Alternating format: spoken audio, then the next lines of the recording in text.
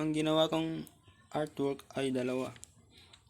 Ang napili kong theme ay nature, at ang elements ng aking artwork ay line at color, at ang principles naman ay contrast at shape.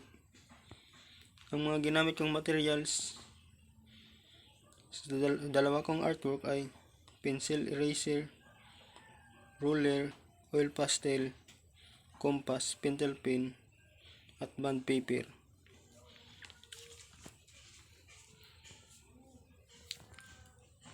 Ang unang ko pong ginawa ay yung may color. Pangalawa naman po